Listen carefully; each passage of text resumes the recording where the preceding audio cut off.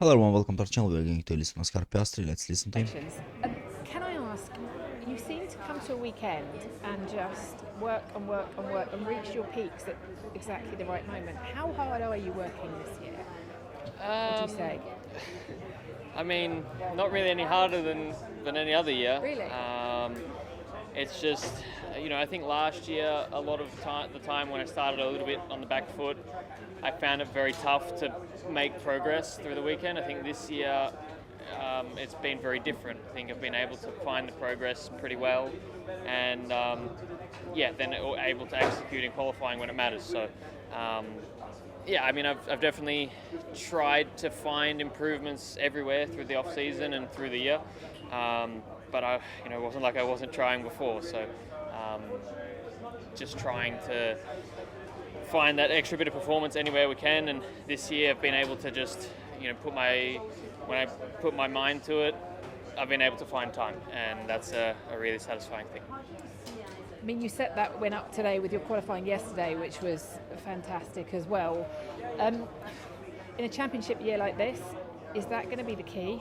I mean, it was 12 milliseconds yesterday. It certainly makes makes qualifying much more important because, as we know with these cars, it's very tough to follow.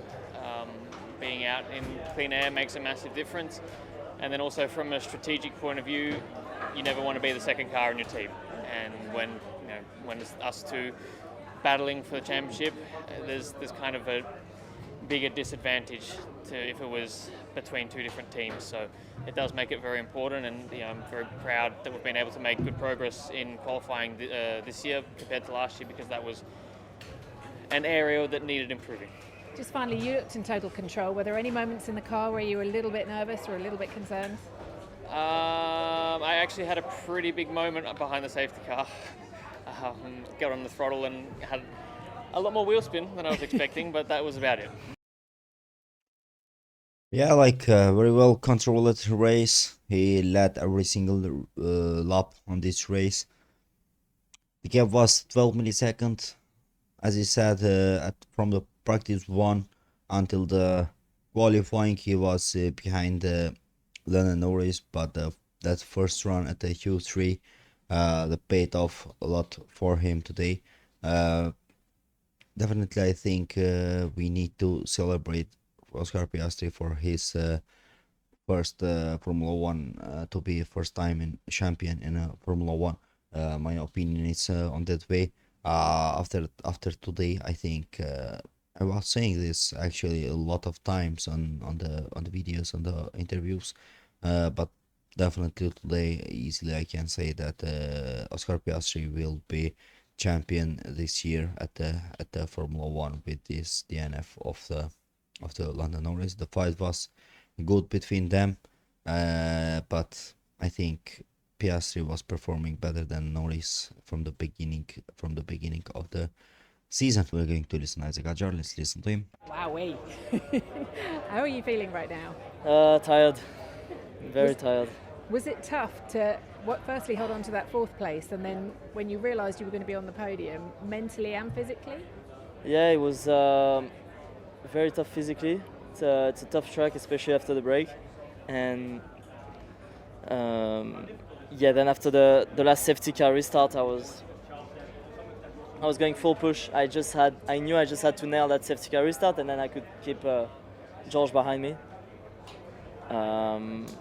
There was a lot going on, and I kept it cool. Yesterday when we spoke, you didn't think you'd be able to keep them behind you. You thought even hanging on to fourth would be tough. So what happened today? Was the car better? Were you in a better zone? How did it come about? In the end, yesterday we brought the car in fourth on pure pace. So that means the car was able to do that, and we did it. So why not over a long run as well? Obviously, I didn't run on Friday. I didn't have any data from long, short runs. So, I didn't have a clue. But it seems like we don't need much practice. And how will you celebrate? I don't have any plans. There's a race next weekend, so I go to bed early tonight. Thanks very much. Yeah, he deserved very well this position. He did everything what he needs to do. from the beginning of the race and until the last turn of the race. I want to say congratulations to him, and just I hope to see a lot of times Isack Hadjar on this position on the podium. He's driving very well from the beginning of the season. Actually, his first race was a little bit disaster, but after that he had very good performances. I hope him to see much more like this in this position. Of course, he had a little bit luck with that accident. I'm sorry if it's a reliability problem of Lando Norris that his car got damaged and he just DNF. But let's see, when you have to be at a third position, everything goes on your way and you are just starting to celebrate it. When it's your fate, you will live your fate one more time. Just congratulations to the Isack Hadjar, and let's hope to see him a lot of times. We're going to listen to George Russell. Let's listen to him. Today. I mean, trying to catch Isack, that didn't happen. You had the battle with Charles as well on track. What position should you have been in with the car you have? I mean, we had a lot of damage with the contact with Charles, so as soon as we had that contact, it was game over. It was probably losing a second a lap with the damage. So, I mean, to come home with fourth is substantially better than what was deserved. But even the race up until prior to the contact with Charles, it was just didn't have the pace. Poor driving my side as well. It was just bad all around. So yeah, P4 was substantially better than we should have had. I know he was out of the race in the end anyway, but what did you make of the move with Charles? I know on the radio you said he was off the track.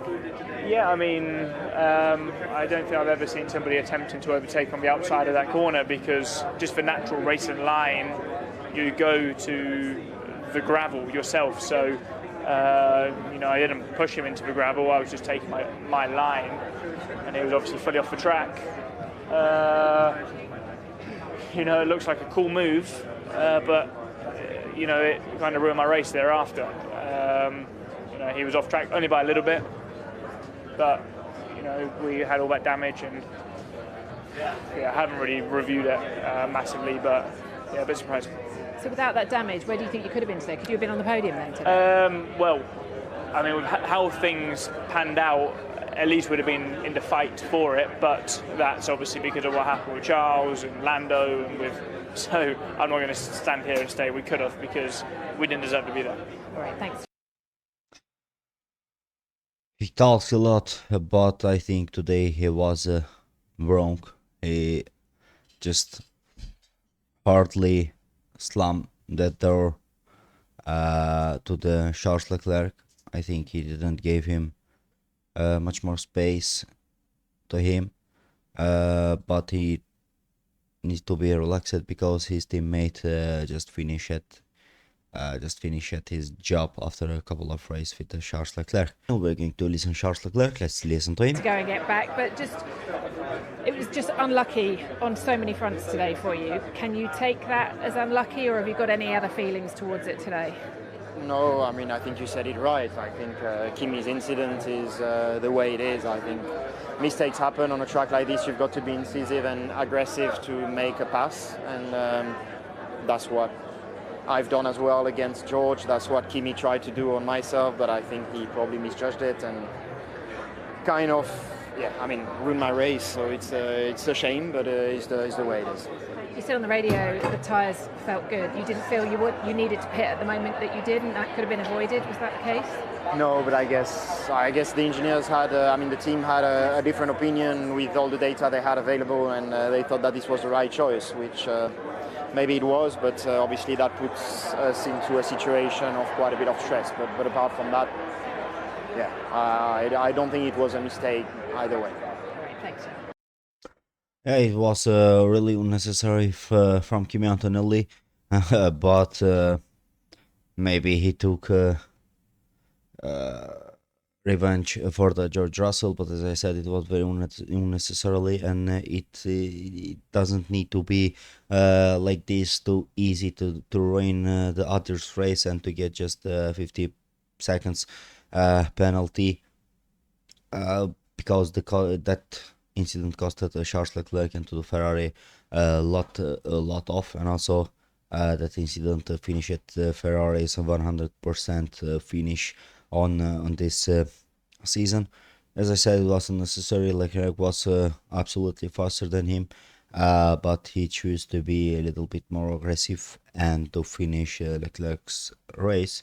There is no talk about it, because like it was 100% mistake of the Kimi Antonelli. Leclerc was a little bit calm, but I think he needed to be a little bit much more angry and to talk a little bit hard against Kimi Antonelli. But maybe he's thinking because he's young and he's on his rookie season. Maybe because of that, Leclerc didn't talk too much. But as I said, it was a very unnecessary, stupid mistake from the Kimi Antonelli. We're going to listen to Lando Norris. Let's listen. Yeah, really sad day for the Lando Norris. As you know, in a long time I'm saying always that this season is Oscar Piastri is going to be champion. But actually he had a good performance today. But for the McLarens, I know that we will have a lot of McLaren fans that will say that if there wasn't that accident, Lando Norris would have a chance to Oscar Piastri. But I think today's I said accident, but the damage on the car. I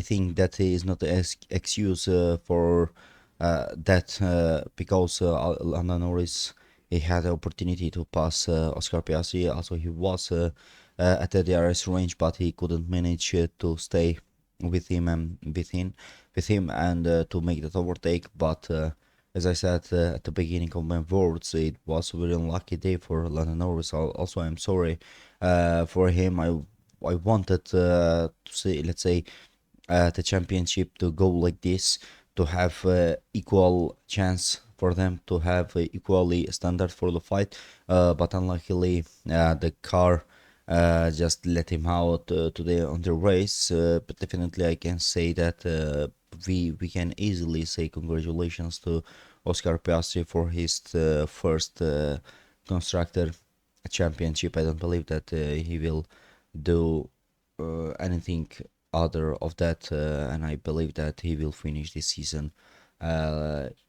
champion at the McLaren. We're going to listen Lewis Hamilton after he had that accident on the Dutch Grand Prix. Getting on some wet paint. Was it slippery paint?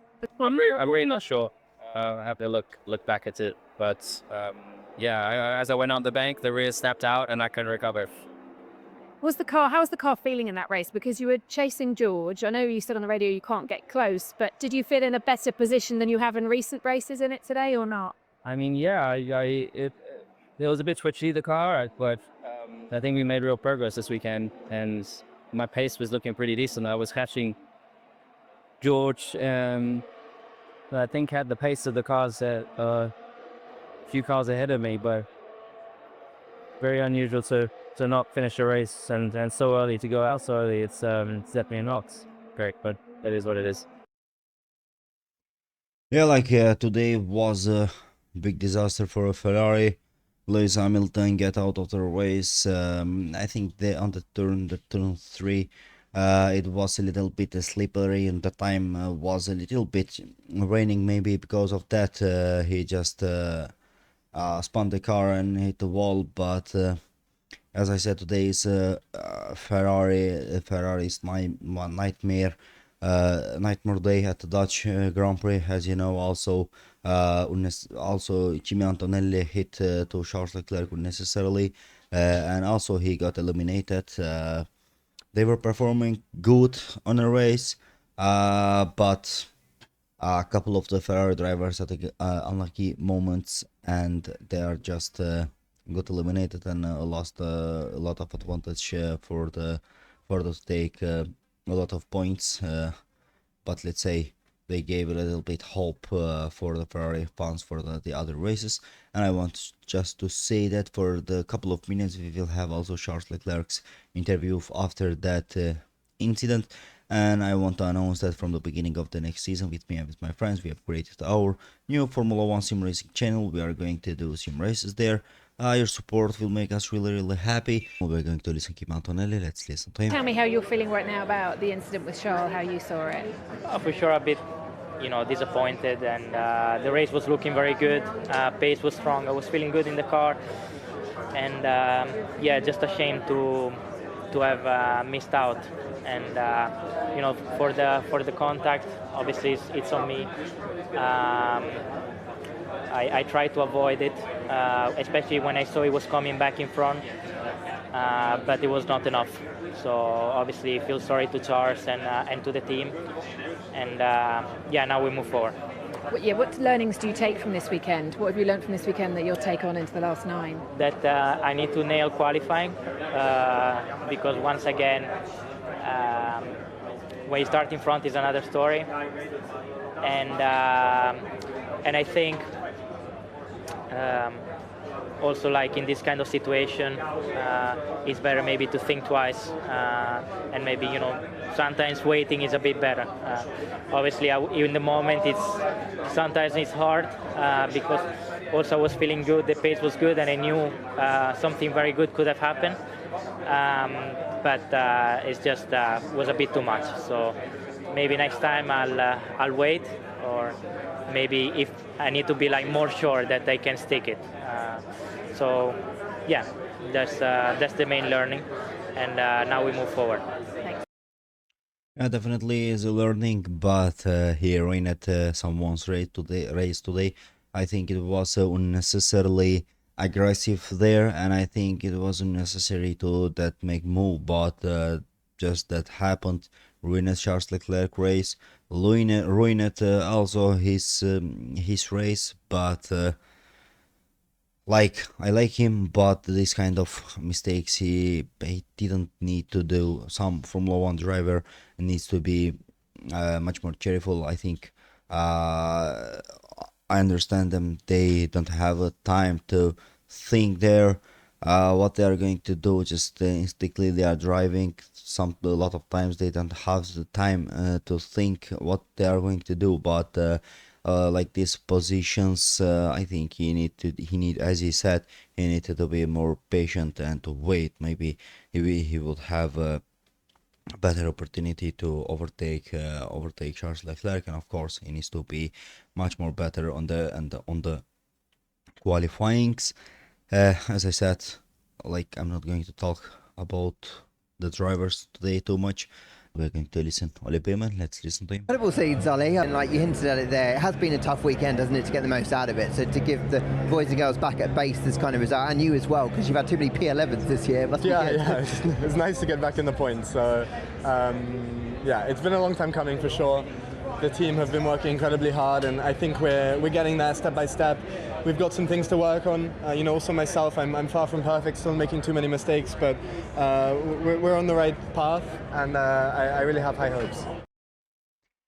Yeah, what a lucky race. In some part of the race, the middle of the race, they were just pitted one times, and they were thinking to go on stop strategy, but as everyone was know that they are not going to finish at the points position, but with that lucky the third safety car, he just got the 6th position, and I want to say to him congratulations, and I hope to see him a couple of times until the end of the season in this position, to have a much more competitive midfield fight. I think it's good for us, for the Formula 1 viewers, and the we're going to listen to Stroll. Let's listen to him. Hey Lance, well, considering where you started today, you must be pleased to be taking home some points. Yeah, for sure. It was good. In terms of the weekend as a whole, I know it's been difficult. Is it quite nice to just finish on a high, considering the challenges? Yeah, lucky guy. He crashed three times. He damaged his car. The engineers repaired it one more time, but also with the help of the luck today. Of course, they cover fast, but like from the disaster, his weekend became alive today, and it took a lot of points, a lot of important points for him, and of course for the team. It's going to be interesting race at the Monza. Also today was an interesting race, but as I said beginning of my boards, it was a little bit lucky day for the Lance Stroll. We're going to listen to Alex Albon. Let's listen to him. Incredible scenes, Alex. I think 5 places up at the start, incredible result at the end of it. I can tell the smiles beam and the physical position, considering Racing Bull scored well today. Yeah. Aston Martin were good as well, and this fight's spicing up in the construction. Exactly that. It could have easily happened where we lost big points this weekend. If we didn't get the P5 today with Isaac scoring P3, it would have been looking a lot more doom and gloom. So very important for us on the constructor side. We're going into Monza now, which is historically a good track for us. Keep this train going. Yeah, let's hope. But what kind of start was that for the Alex Albon? He had a very good, very epic start. He had immediately 5 overtakes, and I think very well deserved one 5th place for today. Also, the luck helped them a little bit. They were always at the right time, at the right position. And the P5, as you said, they gained a lot of points today. But if you look on the other side to the Aston Martins and the Racing Bull of Isack Hadjar to finish at the 3rd position, I think it was a little bit maybe lost for the Williams today, but very well covered a lot of points at the 5th position for the Alex Albon. We're going to listen Fred Vasseur. Let's listen to him. Could it be a bit worrying, seeing a 7-time world champion like Lewis Hamilton to do a mistake like that? Is it something because he's just doing a different approach to the weekend? Yeah, I think he was behind George from the beginning of the race, and it was when we had the first results. And perhaps he was a bit wider in the corner. He was a bit faster than the lap before, a bit wider, and probably that he touched the damn side of the track. But overall, I think that Lewis did a very good job this weekend. That he was part of the recovery of the team. That he was able to push us and to come back on a decent pace after the poor Friday, and the race pace was okay now. That for sure, if you want to score points, you have to finish the race. Yeah. Have you had a chance to talk to him? Not yet. Very short and very defensive interview to defend Lewis Hamilton. It wasn't fully, I think on my side, it wasn't fully Hamilton's mistake, and as I see and I saw on the race, it was a little bit on the time it was a little bit rainy, and that part of the track it was a little bit wet, and I think he needed to have that information from his engineer to say that like it's a little bit wet on that part of the track, to need to be careful or something like that. But I don't know what they were talking on the team radio, or did they have this information. At the end of the day, Lewis Hamilton and Charles Leclerc just got DNF on this race. We're going to listen to Fernando Alonso. Let's listen to him. Hey Fernando, there are phases in that race I thought you were going to be unlucky and not score. Was it good just to get a good haul of points towards the end? Sure, at the end. Kind of summary off the weekend, 'cause there was inherent pace here, wasn't there? But I guess you haven't ultimately maybe got the most out of it this weekend. Yeah, it was tough. I think when we were all in the same conditions in quali, we were just on the edge of Q3, so yeah, we still need to improve. Yeah, definitely they lost the opportunity. Also, if you have watched the race, like Fernando Alonso was very nervous with his team because he was saying like, you are always putting me in a traffic and I can do nothing. Of course, Aston Martins were faster today, but for the Aston Martin, the lucky man was of course Lance Stroll. But with the last safety car, I think not fully, but a little bit Fernando Alonso took that he deserved for the today's race in today's interview, so I'm not going to talk too much. Just shortly, I will give to all our viewers and subscribers my opinions about drivers and about race. We're going to listen Max Verstappen. Let's listen to him. Hey Max, well congrats on P2. What's the overriding emotion kind of after that result? I appreciate that the gap to McLaren's still there, but it's still a strong result. In terms of the gap to McLaren and to those Mercedes and Ferrari close to you, what does that kind of hold for the remaining races of this year? I mean, every track layout is different. I know that this is also not our best layout for the car, but that doesn't mean that the behavior of the tires is suddenly very different. We have a lot of issues always, for my feeling, on tire wear, tire behavior in general to some other teams, and I think that was quite clear again today. Yeah, like they are definitely struggling a lot this season, but I think he did everything what he needs to do. He fought so hard at the beginning of the race, but with this car, I think it was the race win to finish at the second position for the Max Verstappen. Of course, all the race behind him was Isack Hadjar, but thankfully also they are not fast like Red Bull, and like Verstappen just did maybe a little bit relaxed race. Of course, he tried a couple of times to overtake the others, but let's say he didn't have that pace like a McLaren's to make that win at the home race. Let's hope for him for the next year to have a win on this track. And this is going to be our last video for today. Just don't forget to like this video, to comment it, and to subscribe to the channel.